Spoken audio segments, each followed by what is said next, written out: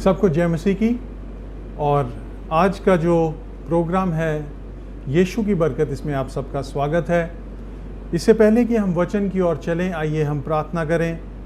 पिता परमेश्वर प्रभु जी, यीशु मसीह के नाम में हम आपके सामने आते हैं प्रभु जी, और हम धन्यवाद देते हैं प्रभु इस अच्छे समय के लिए पिता परमेश्वर, जो आपने एक बार फिर हमारे जीवनों में दिया प्रभु जी, कि हम आपके वचन का मनन कर सकें, आपके वचन को सुन सकें पिता परमेश्वर, आपके वचन को एक्सेप्ट कर सकें और आपके वचन को हमारे जीवन बदलने का प्रभु जी ये सुनहरा मौका जो हमें मिला, इसके लिए हम आपका धन्यवाद देते हैं पिता परमेश्वर।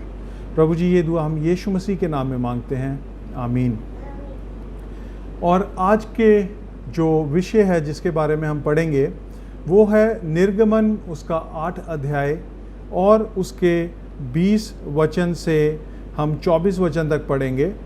और इसमें ऐसा लिखा है, फिर यहोवा ने मूसा से कहा, सवेरे उठकर फिरौन के सामने खड़ा होना, वह तो जल की ओर जाएगा, और उससे कहना, यहोवा तुझसे ये कहता है, मेरी प्रजा के लोगों को जाने दे कि वे मेरी उपासना करें। यदि तू मेरी प्रजा को ना जाने देगा तो सुन, मैं तुझ पर और तेरे कर्मचारियों और तेरी प्रजा पर और तेरे घरों में झुंड के झुंड डांस भेजूंगा, और मिस्रियों के घर और उनके रहने की भूमि भी डांसों से भर जाएगी। उस दिन मैं गोशेन देश को, जिसमें मेरी प्रजा रहती है, अलग करूंगा, और उसमें डांसों के झुंड ना होंगे, जिससे तू जान ले कि पृथ्वी के बीच मैं ही यहोवा हूँ।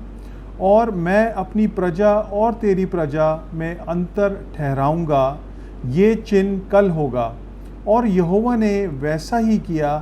फिर और फिरौन के भवन और उसके कर्मचारियों के घरों में और सारे मिस्र देश में डांसों के झुंड भर गए, और डांसों के मारे वह देश नष्ट हुआ।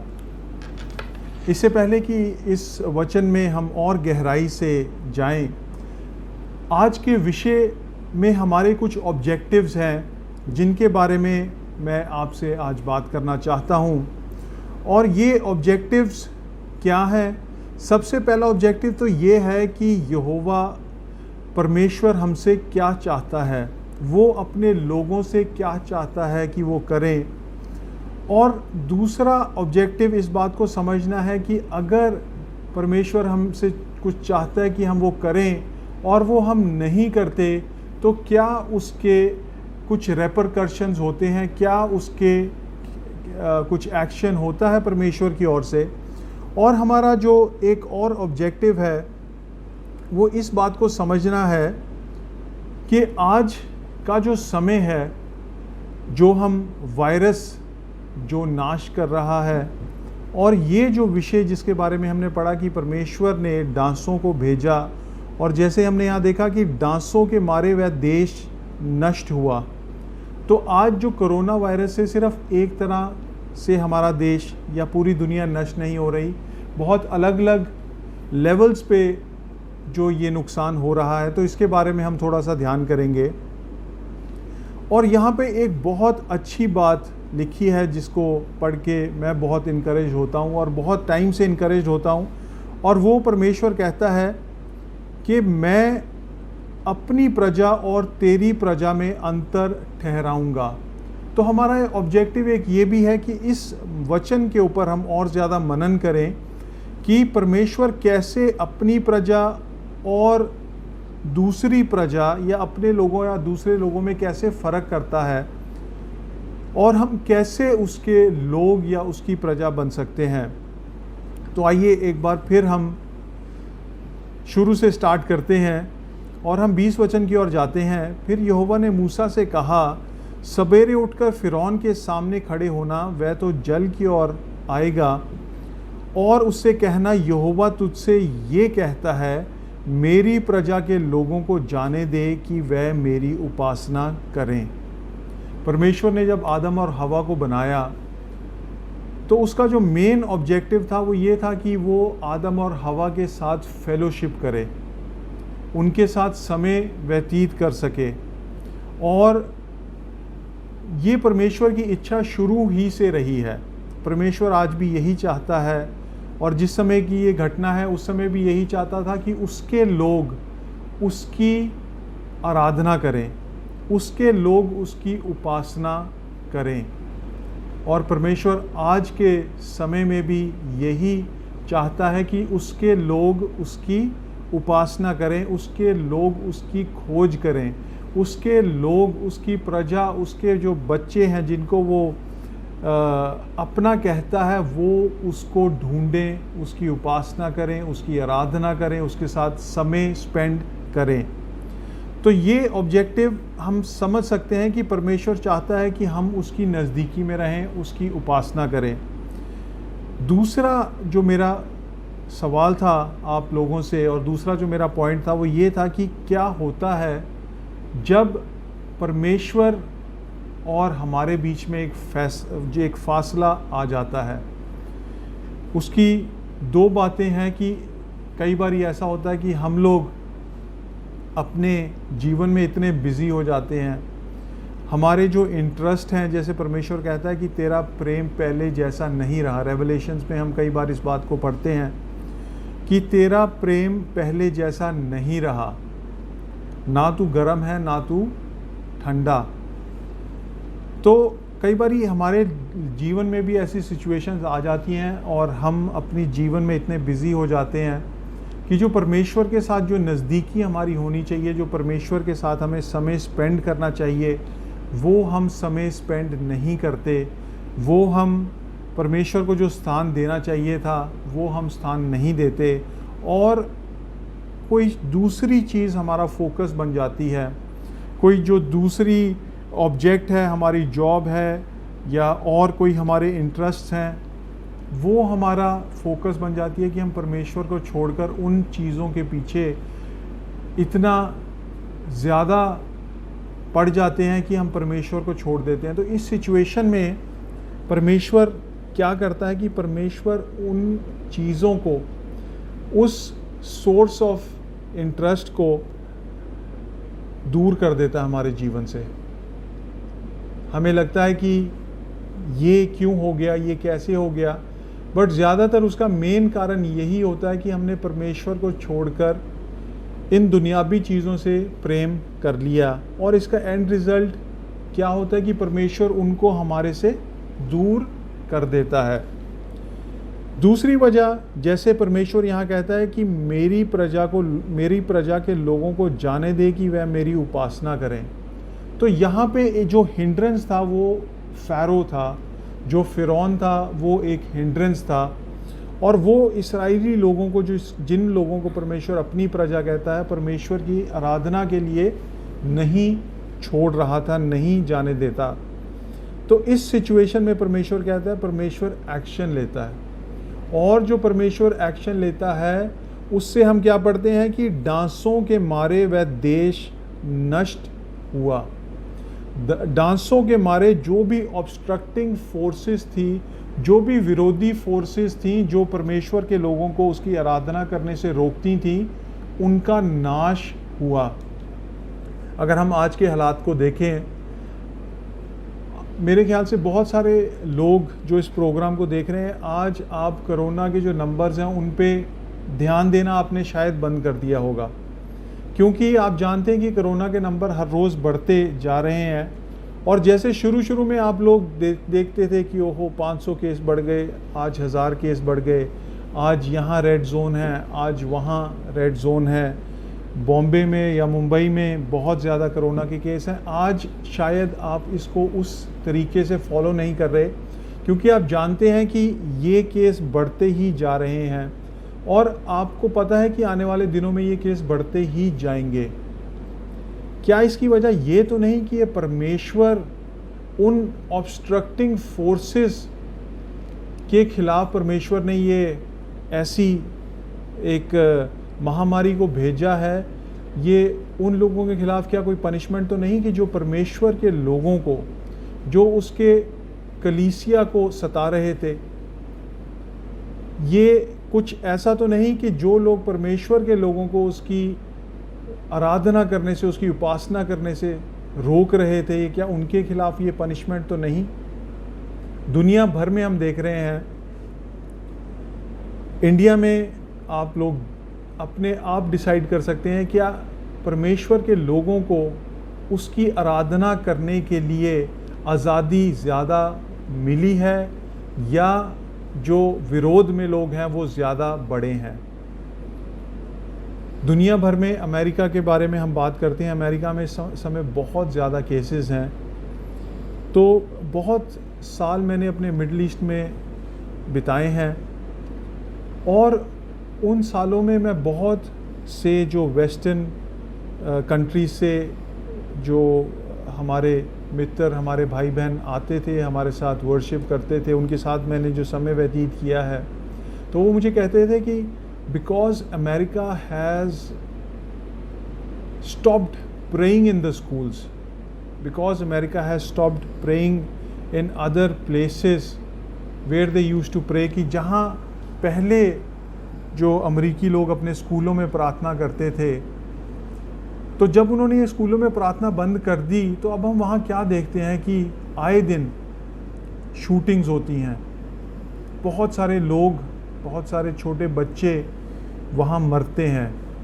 तो प्रार्थना में अगर आप प्रार्थना करते हैं किसी जगह पर, किसी स्कूल में, तो आप परमेश्वर से क्या मांगते हैं? आप मांगते हैं प्रभु इस जगह की हिफाजत करना, इस जगह की रक्षा करना, इस जगह को बचा के रखना, इस जगह पर अपनी आशीष देना। और परमेश्वर वचन अपनी जो हम उससे प्रार्थना करते हैं उसको सुनता है और उसके मुताबिक कार्य करता है। और जब आपने किसी जगह पे उसकी सुरक्षा मांगना बंद कर दिया तो उसकी सुरक्षा तो रही नहीं। तो क्योंकि जब आप प्रार्थना करनी बंद कर देते हैं तो परमेश्वर का कार्य वहाँ पे बंद हो जाता है। और ऐसा ही हुआ कि दुनिया में कुछ देशों ने प्रार्थना करनी छोड़ दी और वहाँ पे जो ऑब्स्ट्रक्टिंग फोर्सेस हैं उनके खिलाफ अब जो परमेश्वर का एक्शन हो रहा है, तो हम लोग बहुत चकित हैं। लोग कहते हैं कि ये एक अनप्रेसिडेंटेड सिचुएशन है, आज तक हमने ऐसे कभी कुछ घटना देखी नहीं थी। शुरू में आप लोगों को याद होगा जब इतनी जो गरीब तबका था वो इधर अपने पंजाब से, हरियाणा से, दिल्ली से पैदल चल के बिहार, यूपी, जहाँ भी ये लोग गए हैं, तो बहुत सारे लोगों ने ऐसा कहा कि आज तक हमने ये देखा नहीं है। और इसका नुकसान सिर्फ ये नहीं कि लोग बीमार हो रहे हैं या कुछ लोग मर रहे हैं, इसका नुकसान ये है कि आप इकोनॉमिक जो डेवलपमेंट है वो बिल्कुल ख़त्म हो गई। बहुत सारे लोग they have lost their jobs, उन्होंने अपनी नौकरियां खो दी हैं। बहुत सारे फैमिलीज़ के पास कोई सोर्स ऑफ इनकम नहीं रहा। तो ये एक जो कोरोना आया है वो आके उसने बहुत नुकसान किया है और दुनिया भर में नुकसान किया है और बहुत लेवल्स पे नुकसान किया है। क्या हम ऐसा समझें कि ये परमेश्वर की ओर से इसलिए है कि हम लोग उसकी आराधना फिर से शुरू करें? कहीं ऐसा तो नहीं कि परमेश्वर चाहता है कि उसके लोग उसकी आराधना करें, उसके सामने गिड़गिड़ाएं, उसके सामने प्रार्थना करें और उनकी प्रार्थना सुनकर परमेश्वर इस जो बीमारी है, महामारी है, इसको फिर से दूर करेगा। आइए हम और आगे वचन में चलते हैं और फिर परमेश्वर ये रिज़ल्ट भी बताता है कि ऐसा होगा। कैसा होगा? कि मैं तुझ पर और तेरे कर्मचारियों और तेरी प्रजा पर और तेरे घरों में झुंड के झुंड डांस भेजूंगा। तो ये डांस कैसे था? कुछ बहुत क्लियरली नहीं लिखा गया कि ये डांस कौन सा इंसेक्ट है, कौन सा ये कीड़ा है और ये क्या करता है। बट बाइबल में एक बात लिखी गई है कि ये डांसों के मारे वह देश नष्ट हुआ। तो बहुत सारे जो रिसर्चर्स हैं, जो हमारे बाइबल के स्कॉलर्स हैं, वो क्या बताते हैं कि ये शायद डॉग फ्लाई थी और ये क्या करती है, ये काटती है और जब ये काटती है तो वहाँ पे छाले पड़ जाते हैं और बहुत दर्द होती है और बहुत खुजली होती है।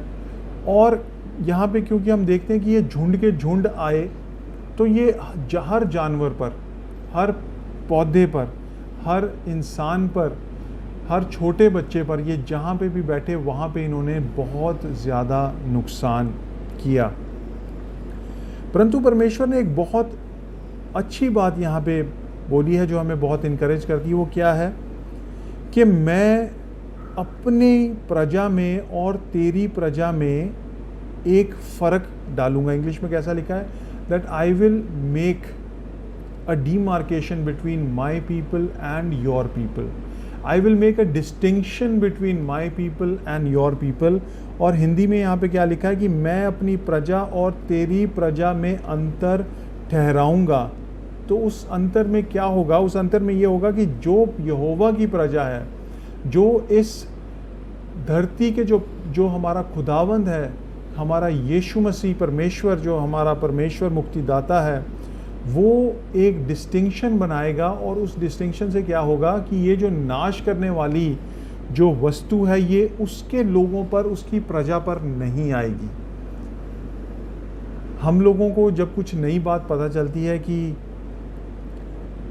ऐसा हो सकता है तो हमें बहुत इनकरेजमेंट मिलती है उससे।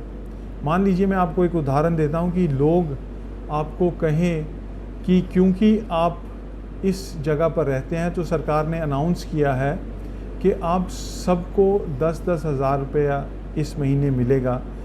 जब तक आपको इस बात का पता नहीं था तब तक आप उस बात का फ़ायदा नहीं उठा सकते थे, परंतु जब आपको इस बात का पता चल गया कि हमें 10-10 हज़ार रुपया मिलेगा तो आप जाकर उस सेंटर से वो अपने पैसे ले सकते हैं। इसी तरीके से जब हमें इस बात का पता चलता है कि परमेश्वर अपने लोगों में और जो उसके लोग नहीं हैं उनमें एक डिस्टिंक्शन करता है कि जो नाश करने वाली महामारी है उसके लोगों पर नहीं असर करती, तो ये हमारे लिए बड़ी खुशी की बात है। इस प्रॉमिस को हम क्लेम कर सकते हैं। हम कह सकते हैं हाँ और आमीन, मेरे साथ भी ऐसा ही होगा। ये जो नाश करने वाली महामारी है, परमेश्वर ने एक ऐसी डिस्टिंक्शन बनाई है कि ये मेरे ऊपर असर नहीं करेगी क्योंकि मैं उसकी प्रजा हूँ। अब आप पूछेंगे कि हम उसकी प्रजा कैसे बनते हैं, हम उसकी प्रजा कैसे बन सकते हैं? जैसे बाइबल हमें कहती है कि उसकी संतान हम कैसे बन सकते हैं। तो एक वचन हम पढ़ेंगे, परमेश्वर हमें और ज़्यादा इसमें क्लैरिटी देगा। और हम जाएंगे पहला यूहन्ना उसकी 12 अध्याय में। और यहाँ पर पहले यूहन्ना में यूहन्ना रचित सुसमाचार उसका पहला अध्याय और उसके 12 वचन में ऐसा लिखा है, परंतु जितनों ने उसे ग्रहण किया उसने उन्हें परमेश्वर की संतान होने का अधिकार दिया, अर्थात उन्हें जो उसके नाम पर विश्वास रखते हैं। तो यहाँ किसकी बात हो रही है? यहाँ पे हमारे खुदावंद यीशु मसीह की बात हो रही है। तो हम जब यीशु मसीह पर विश्वास करते हैं और उसको ग्रहण करते हैं तो हम उसकी प्रजा से भी बढ़कर उसकी संतान बन जाते हैं। तो अगर आप चाहते हैं कि आप हर मुश्किल, हर परेशानी से बचे रहें और परमेश्वर आप में और इस दुनिया के लोगों में एक फ़र्क करे, तो इस बात को अपने लिए दोहराते रहें कि मैं यीशु मसीह के द्वारा परमेश्वर की संतान हूँ। और क्योंकि मैं ये परमेश्वर की संतान हूँ तो परमेश्वर मेरे लिए एक प्रेफरेंशियल ट्रीटमेंट करता है, वो एक डिस्टिंक्शन बनाता है, वो मुझे इस दुनिया के लोगों से अलग करके मुझे एक स्पेशल ट्रीटमेंट देता है। तो इस बात को बहुत ध्यान से हमें इस पे मनन करने की ज़रूरत है। अब हम एक और चीज़ के बारे में, एक और परमेश्वर के वचन के बारे में ध्यान करेंगे, और वो लिखा है उसके 27 वचन में, 28 वचन में।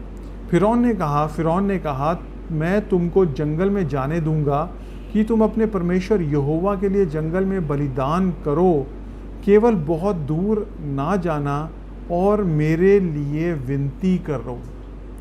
कौन कह रहा है? ये वो इंसान कह रहा है जो परमेश्वर के लोगों को उसकी आराधना करने के लिए जाने से रोकता था। ये वही ऑब्स्ट्रक्टिंग फोर्स है। तो परमेश्वर ने उसका हृदय में जो बात आई, ये कैसे आई? जब उसने देखा कि परमेश्वर के लोगों का इन डांसों ने कोई नुकसान नहीं किया, परंतु मेरी प्रजा और मेरे देश का बहुत सा नुकसान किया है, तब वो इस बात को समझा कि परमेश्वर ही, जो यहोवा है वो ही परमेश्वर है, और उसके सामने विनती करने से ही मेरा बचाव है। जब आप एक ऐसे जीवन जीते हैं जो दुनिया के लोग देखते हैं कि इस जीवन को हम भी चाहते हैं, इस प्रोटेक्शन को हम भी चाहते हैं, इस प्रेफरेंशियल ट्रीटमेंट को हम भी चाहते हैं, तो वो भी आपसे रिक्वेस्ट करेंगे, आपको कहेंगे कि मेरे लिए भी विनती करो, अपने परमेश्वर से मेरे लिए भी विनती करो। तो ये कुछ बातें हैं जो आज हमने डिस्कस की हैं, जिनके बारे में हमने ध्यान किया। एक बारी फिर से छोटा सा रिकैप हम करते हैं, इनके बारे में फिर से ध्यान करते हैं। सबसे पहली बात कि परमेश्वर चाहता है कि हम उसकी आराधना करें। दूसरी बात कि अगर हम अपनी मर्जी से या कोई हमारी कोई इस बात में रुकावट बनता है कि हम परमेश्वर की आराधना करें, तो परमेश्वर उसको हमारे जीवन से दूर करता है, या परमेश्वर की पनिशमेंट उस इंसान पर, उस सिचुएशन पर, उन लोगों पर ज़रूर आती है जो परमेश्वर की आराधना को रोकते हैं। तीसरी बात कि परमेश्वर एक डिस्टिंक्शन करता है अपने लोगों में और दुनिया के लोगों में। अगर आप उस डिस्टिंक्शन को चाहते हैं, अगर आप उस एक प्रेफरेंशियल ट्रीटमेंट को चाहते हैं, तो हमें क्या रास्ता दिखाया गया है कि हम परमेश्वर की संतान बने। परमेश्वर की संतान कैसे बनेंगे? जब हम यीशु मसीह पर विश्वास करेंगे, जब हम कहेंगे यीशु मसीह तू ही मेरा मुक्तिदाता, यीशु मसीह आज से मैं तुझे अपने जीवन में प्रभु का दर्जा देता हूँ, आज से तू मेरा प्रभु है। और जब हम ये विश्वास करते हैं तो परमेश्वर की संतान हो जाते हैं, और जब हम परमेश्वर की संतान हो जाते हैं तो परमेश्वर हमारे लिए एक प्रेफरेंशियल ट्रीटमेंट करता है।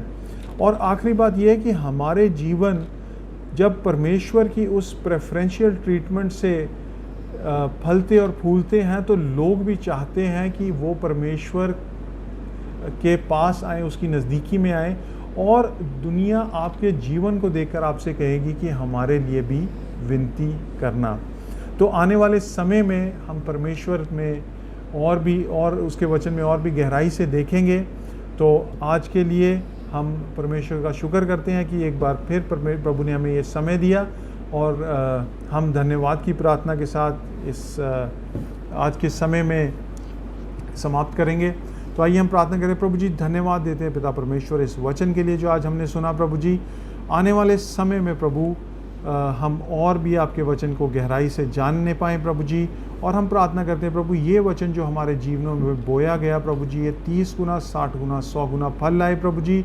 और बहुत सारे लोग प्रभु जी आपके इस वचन से, आपके ज़िंदा वचन से प्रभु, उनके जीवन बदल जाएं। हम धन्यवाद के साथ ये दुआ यीशु मसीह के नाम में मांगते हैं, आमीन। सबको जय मसीह की।